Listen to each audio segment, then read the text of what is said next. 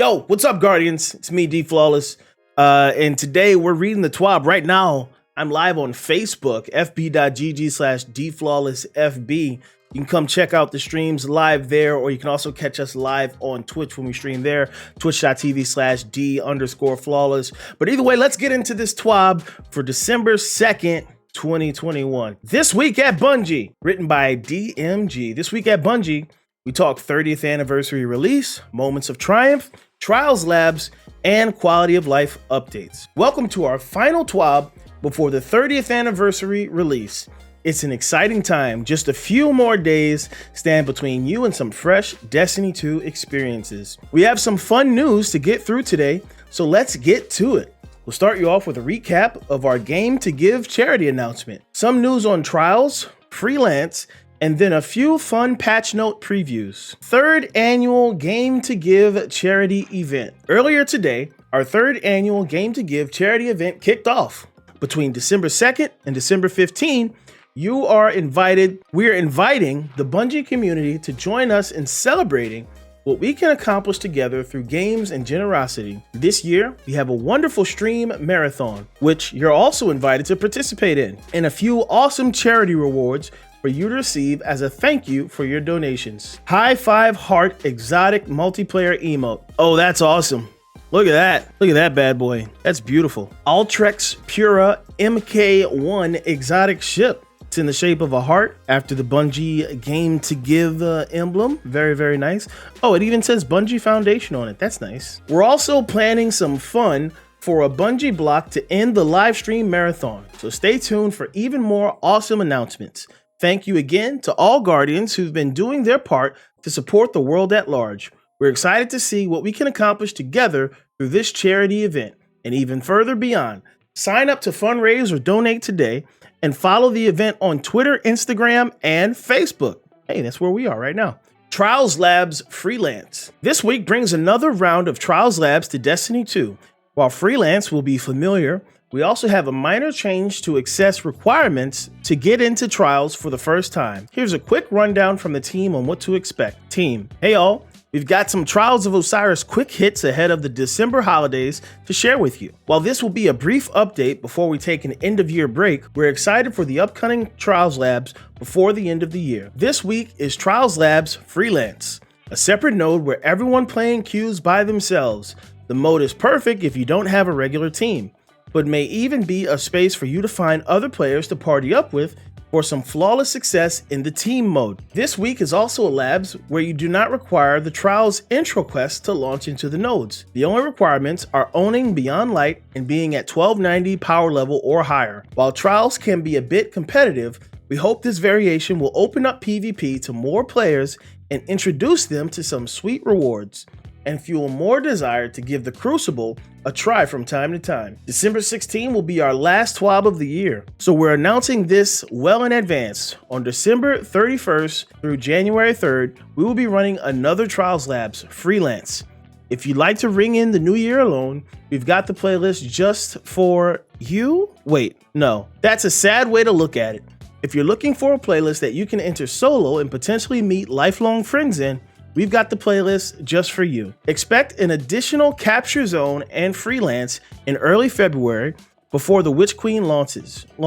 We'll also be looking at map rotations in the Trials playlist over the next few months, starting with pulling lower performing maps from rotation. Stay tuned for future announcements.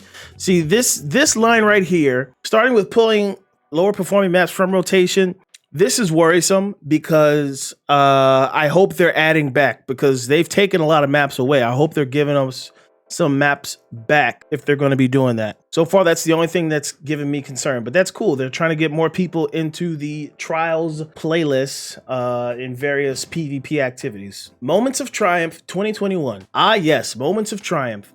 It's one of our favorite times of year. Looking back at all our accomplishments of the past year and celebrating how far we've come, while knowing we still have so far to go. This year, we hope Moments of Triumph will be the perfect complement to the 30th anniversary release.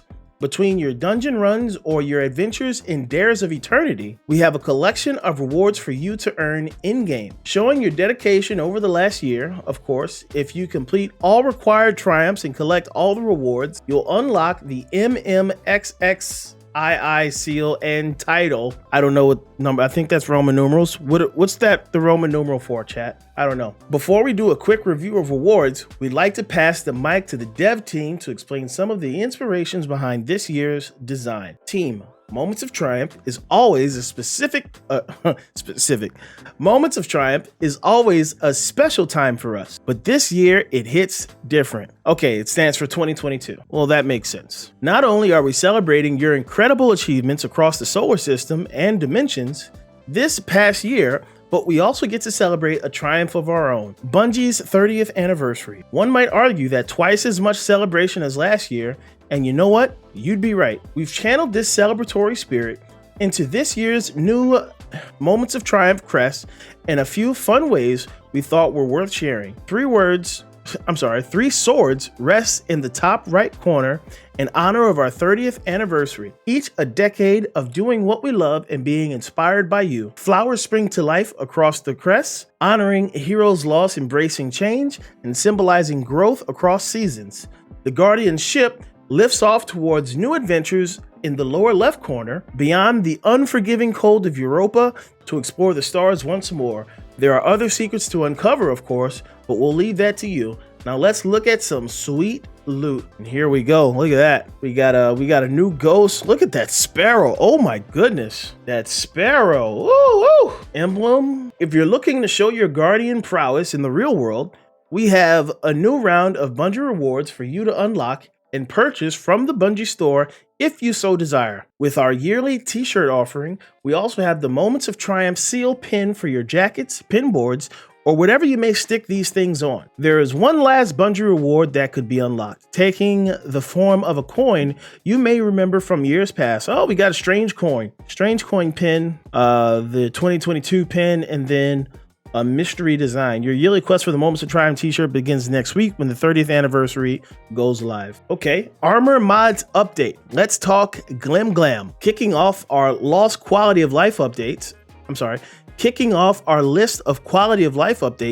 otherwise known as, the team has been working on a change that many of you have been asking for a while. Have you ever been tinkering with your armor mods and thinking, well, this is taking quite a bit of glimmer, or even running out in the process? Well, starting on December 7th, this will no longer be an issue.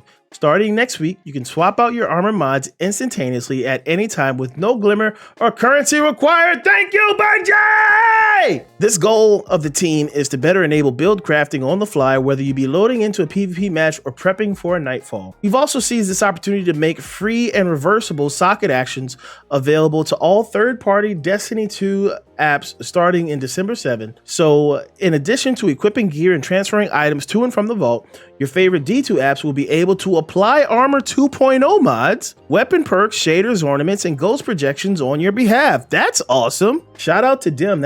We got Dim open right up here. We always keep Dim open, so shout out to Dim. That's a Dim buff. Dim got buffed in this TWAB. While this may not be a solution to every build craft feedback item, it is a step forward as the team looks to dialing in build crafting and loadout opportunities for Destiny 2 in the future. The team will also be looking at artifact mod resets and costs in the future, but general armor mod swapping is a great first step. As we said earlier, this enables third-party community apps to change mods at the tap of a finger on your phone screen or the click of a mouse on browsers. We're excited for how our community will take advantage of this, as it could open the door to potential loadouts for things like Nightfalls or PvP mode. On the note of third-party apps, we'd like to take a moment to show some appreciation for API developers out there in our community. While we feature some through community focus articles in the past, we'd also like to grant an in-game emblem to celebrate them and their work. It may be a small token of appreciation, but we hope it's worn with pride. Here's a quick preview of the Parallel Program emblem. The Parallel Program emblem. That's cool. If you're running around the Cosmodrome and you notice this emblem, show some love and do a little dance, emote away so these creators feel some love. If there are any Destiny community apps that you use frequently, give them a shout out on social media or on our Bungie.net forums. We'd love to feature more in the future.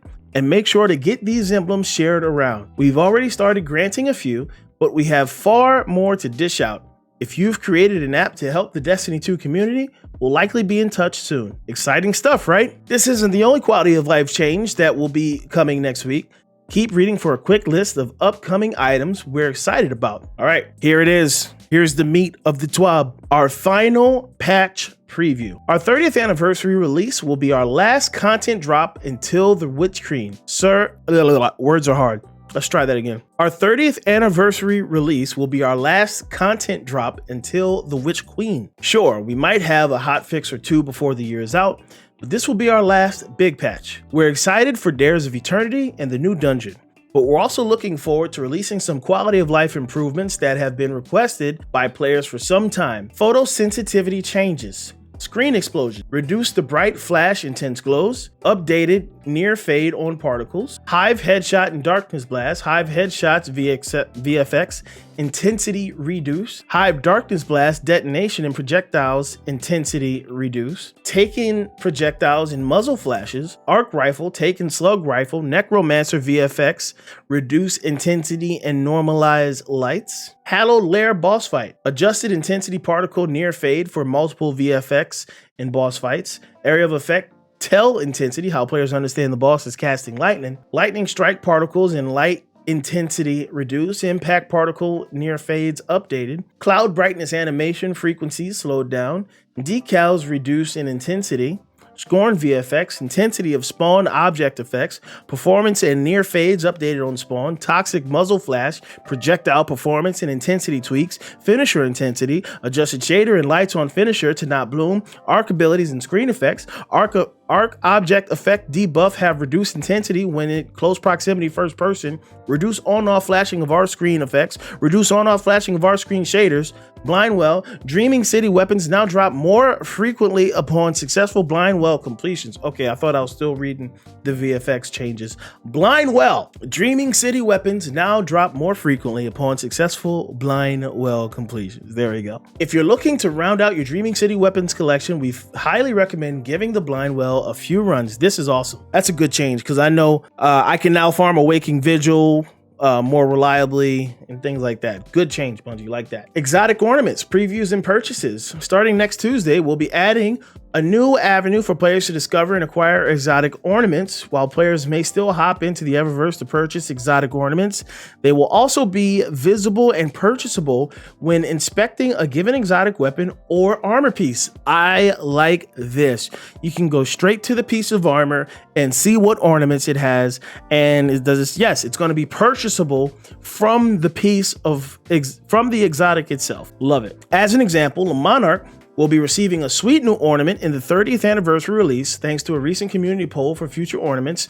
Thanks to all who voted. When booting up Destiny 2, you can inspect your beautiful bow, tab down to the ornament section, and purchase the ornament straight from the weapon itself. For armor pieces, this can be done either by inspecting the armor itself or through the Guardian's appearance screen. And then here we have the new Le Monarch ornament, very purple, kind of sick. I like it. Featured ornaments will be purchased with silver. If the ornament is available for Bright Dust on a given week, it will also be available for Bright Dust on the inspection screen. Nice. Good change. Glad they didn't overlook that. Here we have an example of it. You can just kind of go through, and I can finally buy the Hawkmoon ornament that I've been saying I need to buy and have just been putting off for whatever reason. It's a sick ornament. We hope this makes it a little easier to find these items as we continue to build new looks for existing exotic weapons and armor pieces. Rusted Lands, bring back the booms. Fixed an issue where dynamic objects like barrels or bricks with physics and hive exploding objects were missing from the map. The corrupted general strike fixes. To reduce the overall length of the strike and make it less painful after hard wipes in the elevator encounter, we have removed the taken combatants in the dark ascendant plane hallway leading up to the elevator.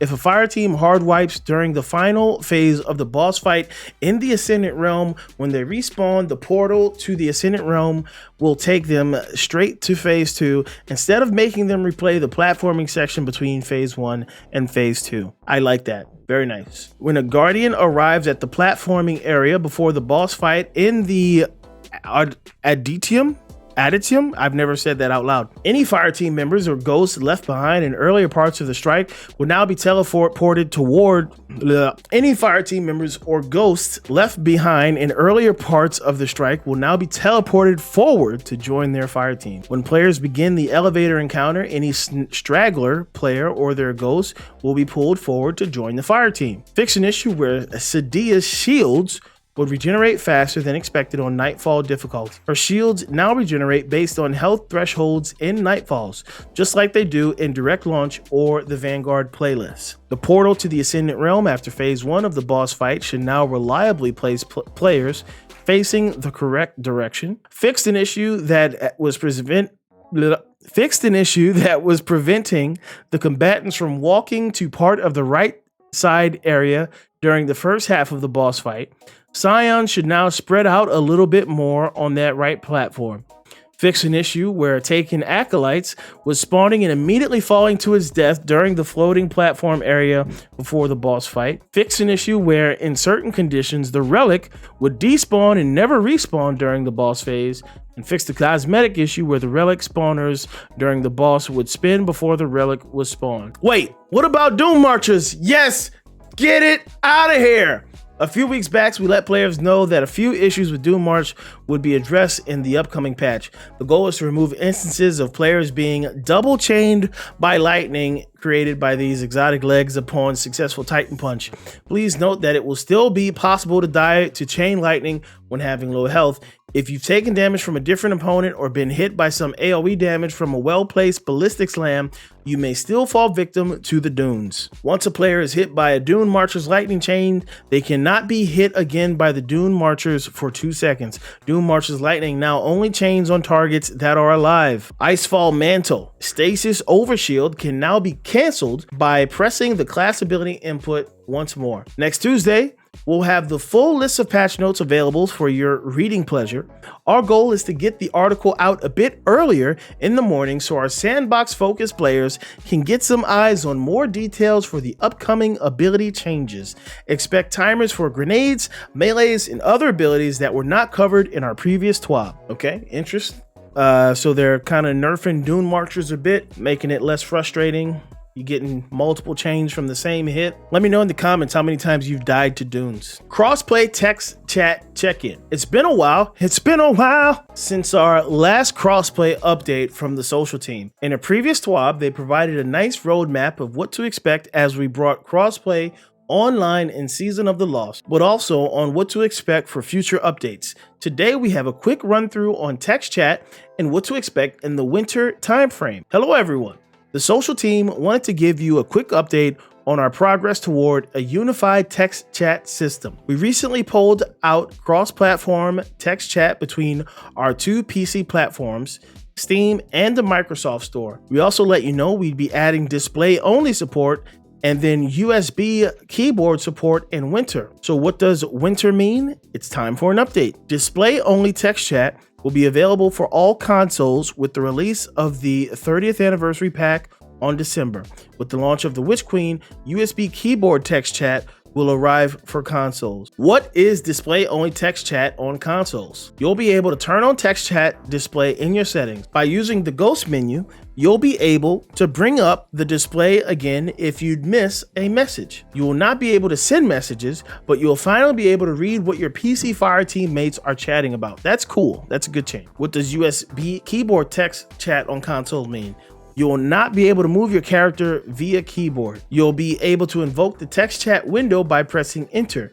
You'll be able to text chat using the full suite of chat channels in Destiny. You'll be able to pick from 5 different font size display options. IME support will follow in an update shortly after Witch Queen. Lloyd Thompson, or wait, who was that? Phil Saint Amand. Thank you so much for liking the stream, as well as Jesus Juan Aparici. Thank you so much for liking the stream. Good to have you guys in. Hope y'all are having a good day. The Twitch bounty emblem update. In the spirit of communicating early and often, we like to announce a new emblem coming online for the Destiny 2 Twitch extension. For those that may not be aware, we offer rewards for players who engage with Destiny 2 streams on Twitch.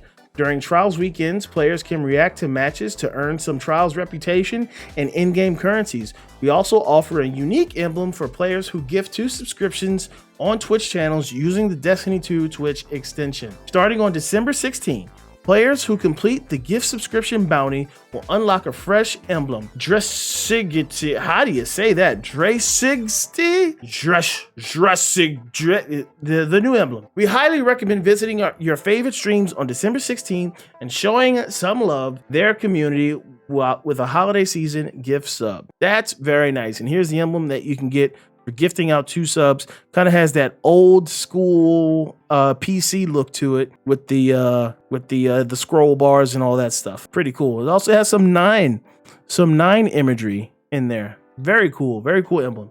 Stay tuned for the updates on availability.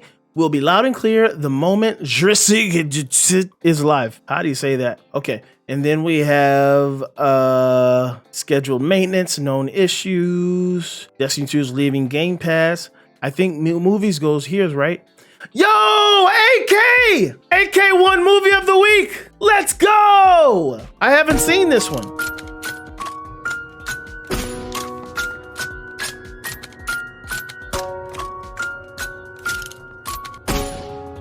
Let's freaking go, man. Congrats. Movie of the week, turning strike bosses into MS Paint. That's cool. There are so many incredible creations out there, from epic Destiny 2 moment recreation to moves made in Crucible that have Shaq screaming and the way we all like to hear. We love seeing it all. Don't forget to tag your creations with Movie of the Week for a shot at your time in the delectable TWAB spotlight. We have some artists of the week. We have Shiny. We have Elisir and Soul. That's a cool Osiris drawing. And there you go. How many more sleeps? Thanks for reading through another weekly installment of the TWAB. I'll keep the outro short and sweet, as we've already talked so much over the last few TWABs already. While it's tempting to add another 3,000 words to this draft in an attempt to ship another TWAB behemoth before launch, we still have a few things to tie down before launch next week.